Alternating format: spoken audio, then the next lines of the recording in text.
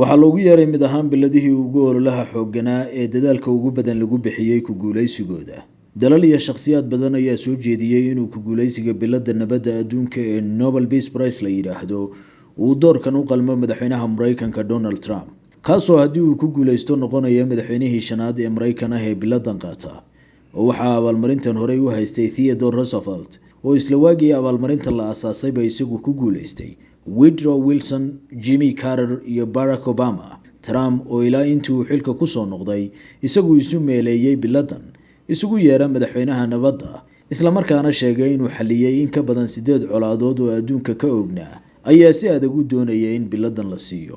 Trump wuxuu sheegay inuu isagu soo afjaray xasarado iyo dagaallo ka dhex xoognaa dalalka Cambodia iyo Thailand, Kosovo iyo Serbia, Congo iyo Rwanda, Pakistan iyo India, Israel iyo Iran, Egypt iyo Ethiopia, Azerbaijan iyo Armenia.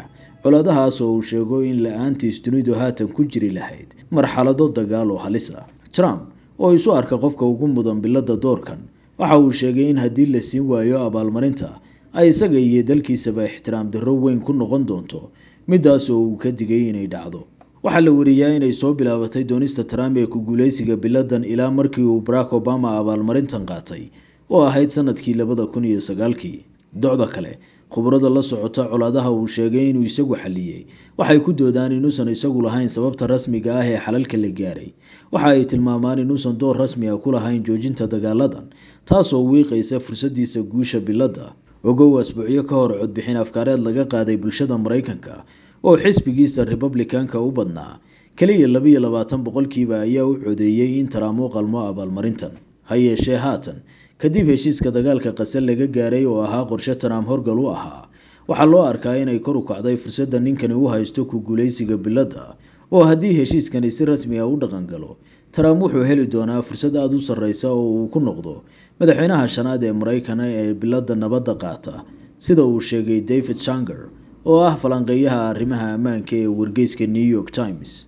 Donald Trump waxa uu tartan adag kala kulmi doonaa sida la wariyay 338 shakhsiyaad iyo hay'ado isugu jira oo dhammaantood siyaabo kala duwan la sheegay inay biladdan ku mutaysan karaan.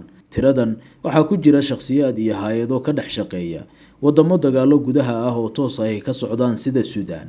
ha yeeshee, jaangoynta ugu dambaysa waxaa iska leh 5 qof ee ah guddiga biladda nabadda oo ah xubno 6 sanoba mar ay doortaan baarlamaanka dalka Norway, kuwa oo la wariyay sanadkan inay culaysyo xooggan ka wajahayaan doonista Trump ee xadka weydaaratay iyo xasaradaha dagaal ee dunida ka oogan oo adkeeyay doorashadooda. balse maanta oo ah 10 Oktoobar ayay shaacin doonaan guulaystaha, halka biladdana la bixin doono 10 December.